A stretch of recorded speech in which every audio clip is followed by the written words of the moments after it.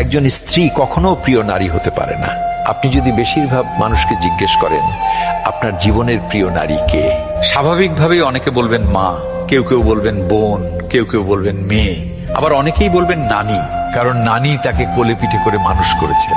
কিন্তু আমি ভীষণ অবাক হই, এমন একজন মানুষও নেই যিনি বলবেন আমার জীবনের প্রিয় নারী আমার স্ত্রী। আসলে বাঙালিদের সমস্যাটা হলো স্ত্রীকে ভালোবাসি বললে মান সম্মান কমে যায়, স্ত্রীর কাছে ছোট হতে হয়, লোকে বউ পাগল বলবে, আবার অন্যান্য পুরুষের কাছে নিজের পৌরুষত্বটা একটু কমে যায়। আচ্ছা, এমন একজন পুরুষও কি নেই যার অসুস্থতার সময় তার স্ত্রী হাসপাতালের বেডের পাশে নির্ঘুম রাত কাটিয়েছে, কিংবা বাবার বাড়ির বিলাসবহুল বাড়ি ছেড়ে একসাথে জীবন যুদ্ধটা করবে বলে অল্প বেতনের ছেলেটার হাত ধরে বাড়ি ছেড়েছে? শ্বশুর বাড়ির ঝাল তরকারি খেতে না পারলেও বাবার বাড়ি থেকে ফোন এলে ঠিকই বলেছে আমি খুব ভালো আছি।